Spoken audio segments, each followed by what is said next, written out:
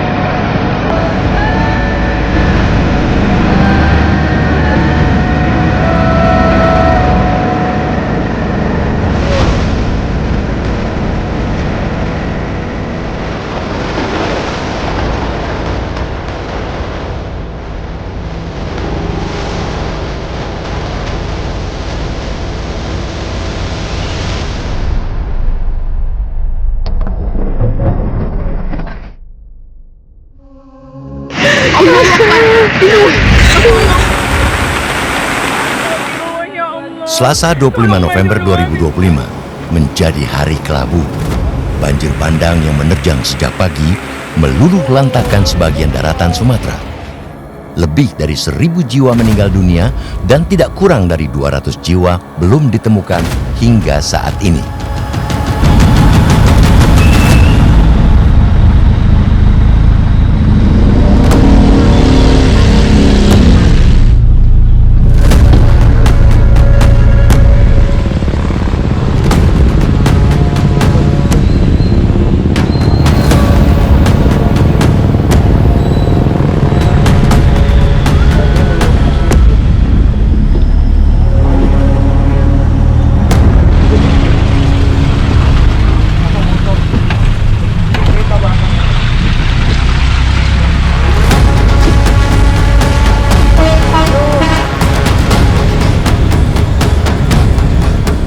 Banjir bandang kini memang sudah usai, namun dampaknya masih terus dirasakan oleh masyarakat.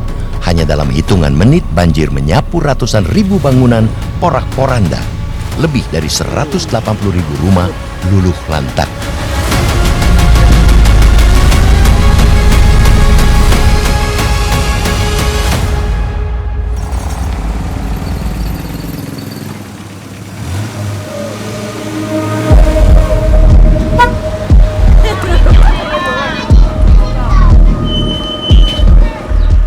Hingga pekan ketiga pasca banjir, sebagian warga Kelurahan Lopian, Kecamatan Badiri, Tapanuli Tengah masih tinggal di pengungsian.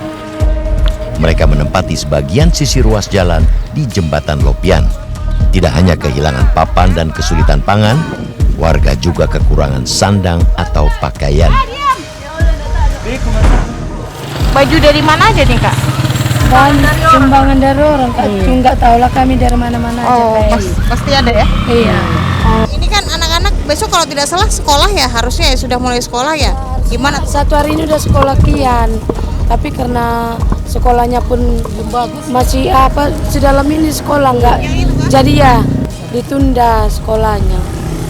Ke bulan 1 katanya aku dengar baru sekolah di sini. Warga saat ini apa sih yang dikeluhkan atau yang dibutuhkan begitu? Kalau yang kami butuhkan kali ya Kak ya jalan air lah Kak, jalan pembuangan. Iya, sama sungai kami inilah diperbaiki Kak. Karena sungai kami ini jadi nggak jalan airnya Kak. Tersumbat di ujung, menuju ke laut. Tersumbat di sana kayu besar Kak. Pinginnya iya, itu aja yang kami pingin Kak. Jalan air kami bagus, sama pembuangan biar bisa kami menguras rumah kami itu Kak.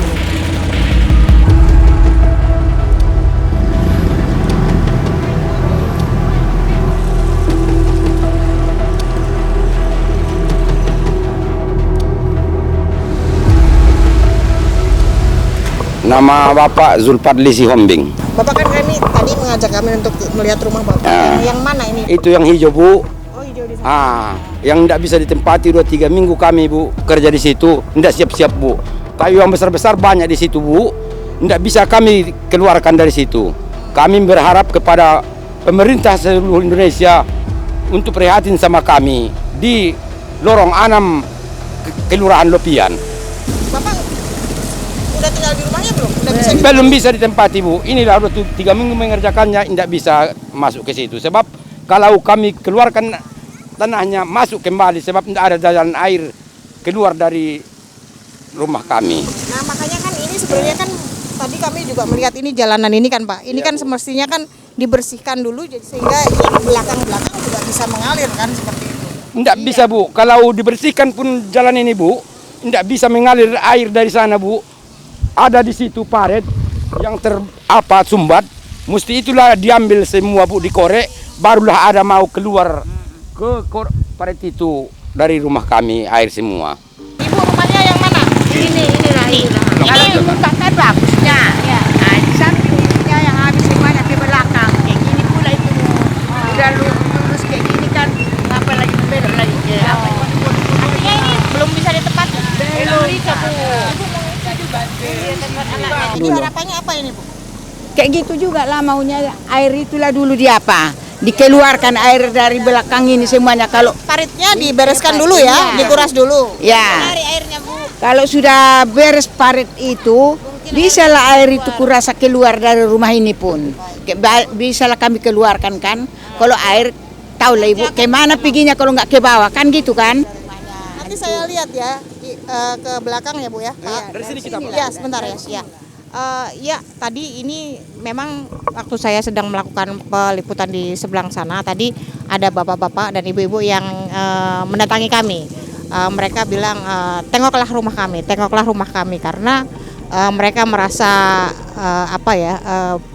sangat putus asa begitu. Ini sudah hari pekan kedua begitu pasca banjir bandang yang katanya memang banjir itu hanya 1,5 jam melimpas, tapi faktanya ya seperti ini gitu. Banyak kayu-kayu gelondongan bertebaran di sekitar rumah mereka, kemudian juga lumpur-lumpur yang masih tinggi begitu sekitar 30 sampai 50 cm dan mereka merasa putus asa. Sampai saat ini mereka tidak bisa melakukan pembersihan karena setiap kali mereka mengeruk lumpur dari dalam rumah mereka atau di sekitar rumah mereka akan kembali lagi masuk.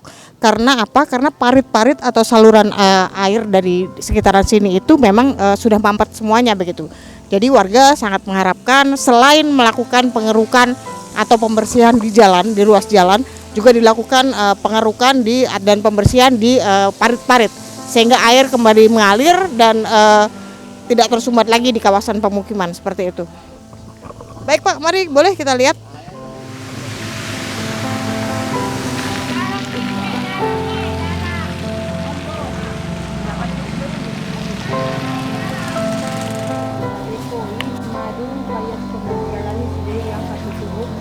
Yang hijau catnya Bu, yang tidak bisa ditempati kayu yang besar-besar ada di depannya Bu, depan teras.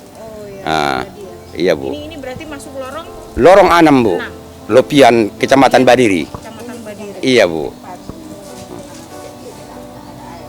Ini apa ini yang dibersihkan ini apa itu? Itu parit itu Bu, itulah parit masuk ke rumah-rumah. Parit jalan ini Bu. Kiri kanan ini parit jalan Bu, sementara tersumbat semua. Kira-kira warga lorong 6 sendiri kalau melakukan pembersihan ini sanggup tidak? Lantaran itulah Bu, makanya tidak sanggup kami, tidak sanggup Bu membuang semua ini apa ini. Nggak sanggup ya Pak ya? Nggak sanggup. Karena ada kayu-kayu dan Iya, Bu. sebagainya. Perlu alat berat ya Pak ya? Iya Bu, perlu alat berat ke sini Bu.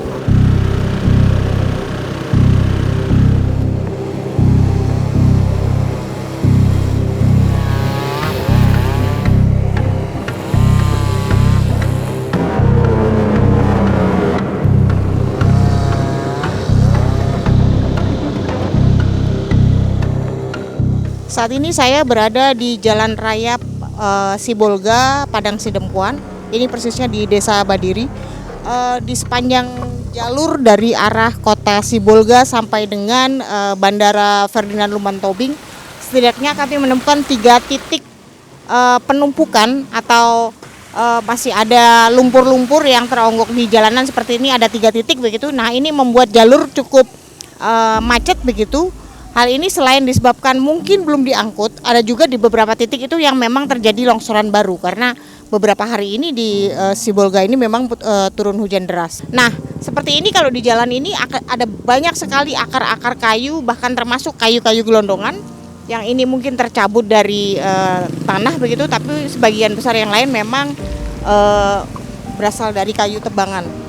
Nah, dengan kondisi seperti ini, lumpur-lumpur yang masih belum diangkut, ini jalanan akan terus licin begitu, dan ini cukup mengganggu lalu lintas. Tadi kami ngobrol dengan warga juga, mereka merasa berat begitu, karena rumah-rumah mereka itu masih penuh dengan lumpur, tapi mereka tidak bisa membuang karena di sekitar area mereka lumpur semuanya. Jadi mereka bingung airnya mau mengalir kemana begitu.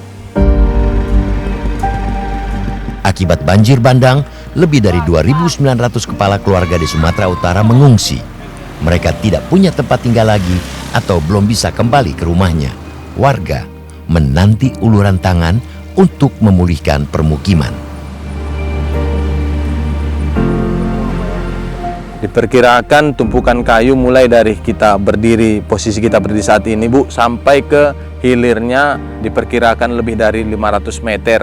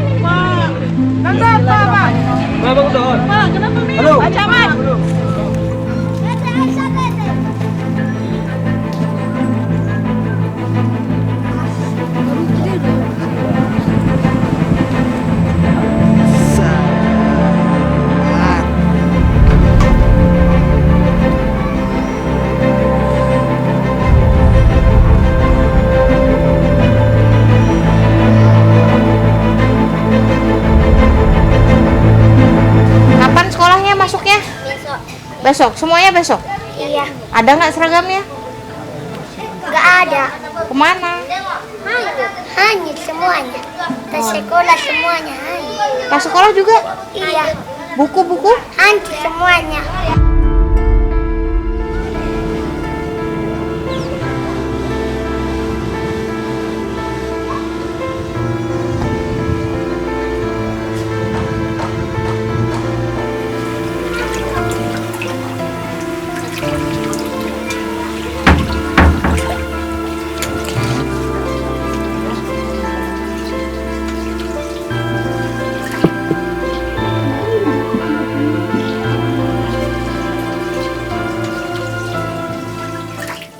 Anak-anak nanti sudah sekolah belum ini sekarang?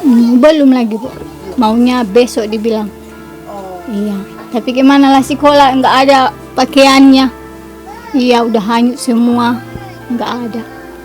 Nggak tahu kemana besok dibilang orang guru kan. Nggak tahu kemana solusinya. Bu, kerjanya apa di sini? Punya kebun? Nggak ada sama sekali. Cuman kerja sama orang lah. Iya. Nggak ada apa-apa sama kita. Ini sedangkan rumah ini aja yang disewa. Iya, disewa ini yang punya rumah. Ini kalau sekarang ini sawitnya lagi seperti itu semua terendam Seperti itulah, Bu. Belum bisa ini kerja. Udah 2 minggu ini nggak bisa kerja. Iya.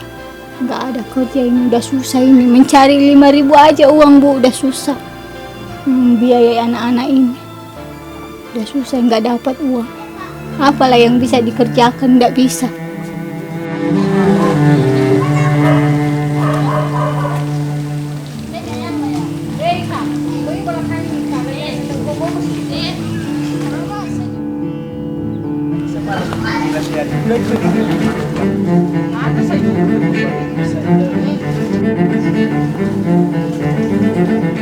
Desa Parjali Hotan berpenduduk hampir 2.400 jiwa dengan mata pencarian utama sebagai petani. Sebagian lainnya memiliki kebun sawit di sekitaran rumah tinggalnya. Nah, ini adalah gereja Katolik Stasi Parjali Hotan yang sampai hari ini adalah hari ke-13 begitu pasca banjir bandang kemarin. Ini kondisinya masih seperti ini, penuh dengan lumpur begitu, dan cukup tinggi. Tadi juga saya lihat ada barang-barang yang rusak seperti itu dikeluarkan, terkena lumpur semua. Nah, kawasan ini sebenarnya adalah kawasan pemukiman tetapi di tengah perkebunan begitu.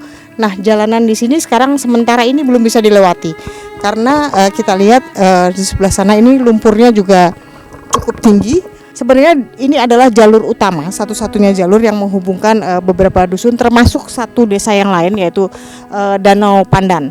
Nah, warga di ujung sana itu biasanya juga menggunakan jalur ini, tetapi saat ini mereka tidak bisa melalui lagi karena selain memang ini penuh dengan lumpur sehingga kendaraan tidak bisa melalui.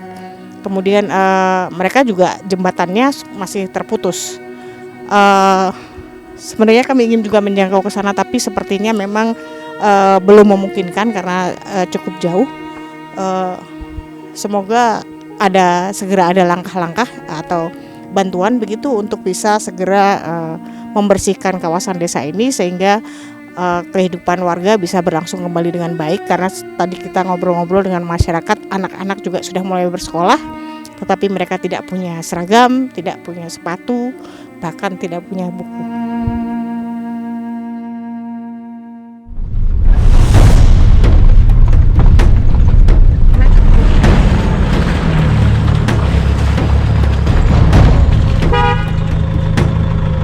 Realitas mendapatkan informasi, Desa Parjali Hotan juga diserbu kayu-kayu gelondongan. Lokasi tumpukan kayu bervolume ratusan meter kubik tersebut hanya berjarak 1 kilometer dari desa.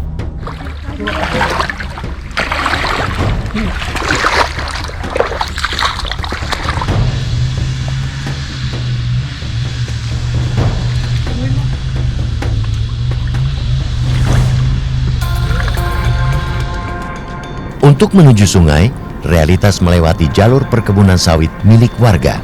Beberapa kali terpaksa harus menerjang aliran air berarus.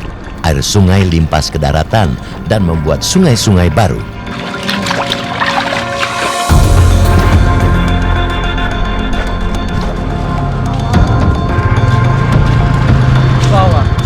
Oh iya.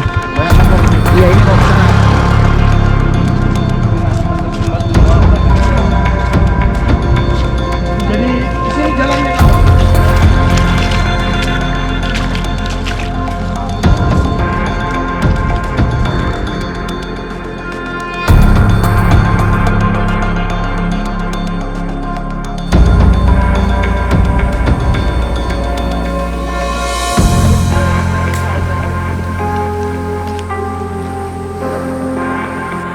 Ini adalah sungai di belakang saya ini sebenarnya Sungai Pinangsori begitu.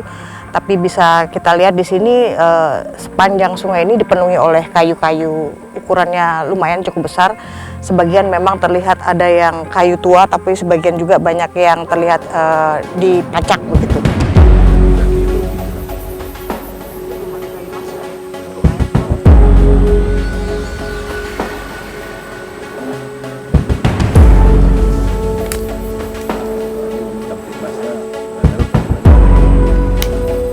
Kira-kira berapa ini Pak panjangnya ini tumpukan kayu ini? Diperkirakan tumpukan kayu mulai dari posisi kita berdiri saat ini Bu, sampai ke hilirnya diperkirakan lebih dari 500 meter. Aliran sungainya sudah tertutup material kayu. Kira-kira kayu dari mana ya? Diperkirakan kayu ini berasal dari hulu sungai Pinangsori ini Bu. Kemungkinan hulu sungai ini berasal dari daerah Desa Togabasir hulunya. Apakah ada aktivitas misalnya pembukaan lahan begitu di sana? Menurut sepengetahuan kami Bu, belum ada pembukaan lahan di sana. Tapi mungkin karena keterbatasan informasi kami tidak tahu aktivitas di atas gunung sana Bu. Harapannya kepada pemerintah, mohon kami dibantu untuk menyelesaikan masalah tersebut. Mohon bantuan alat berat untuk membersihkan material kayu yang menyumbat di aliran sungai Pinangsori ini. Kayu gelondongan ditemukan hampir di semua titik banjir Sumatera Utara. Sungai-sungai berubah fungsi, tidak lagi dialiri air, namun dipenuhi tumpukan kayu. Menjadi tanda tanya besar, benarkah hanya bangkai pohon tua ataukah pohon yang ditebang untuk pembukaan lahan. Kayu-kayu ini semua dari kapan nih Pak? Dari gunung ini, Dari yang banjir tanggal 25 itu kah? Iya. Ini kah? Besar ini.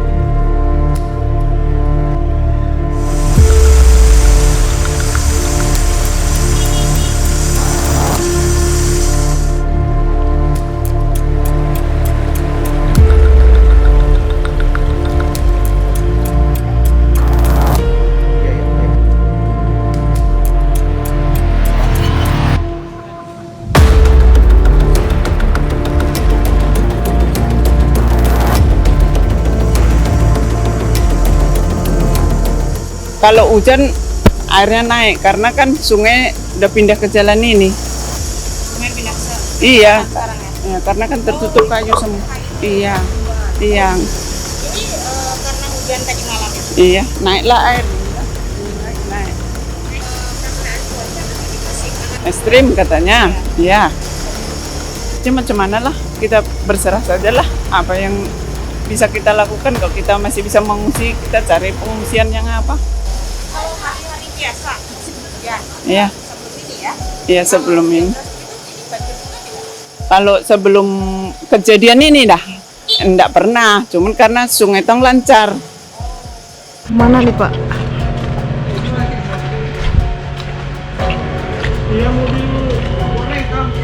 Ini tadinya sungai ya Pak? Ini tadinya sungai. Ini ada kayu-kayu ini semua dari kapan nih Pak? Dari gunung ini, Dari yang banjir tanggal 25 itu kah? Iya. Ini kah? Besar ini. Sebentar coba. Sana lagi banyak lagi. Besar ini kah? Ini kira-kira tumpukan kayu semua atau di bawahnya ini ada lumpur atau gimana? Itu bukan kayu semua ini. Kayu semua. Iya. Kira-kira dari mana ini kayu? Dari gunung kak ini. Gunung apa itu? Dibilang dari Gunung Malaka. Turun banjir bandangnya. Ini nanti kalau gini kak, kalau minum hujan gini, bulan Juli ini naik lagi nih. 1 meter lebih lagi dan tambah lagi nanti nih. Ini adalah di belakang saya, ini adalah Sungai Kampung Rambutan. Ini jaraknya kalau dari rumah warga mungkin sempadan hanya sekitar kurang dari 10 meter ya. Iya.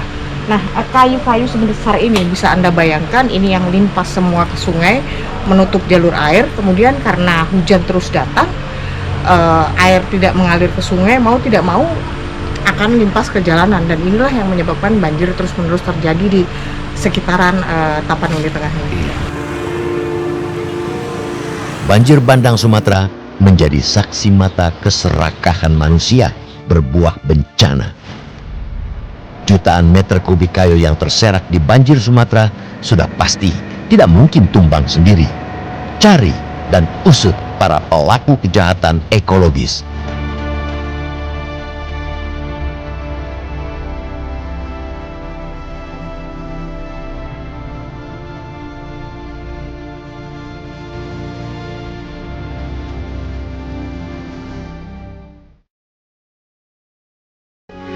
Metro TV. Jelajahi cara baru mendapatkan informasi. Download Metro TV Extend sekarang.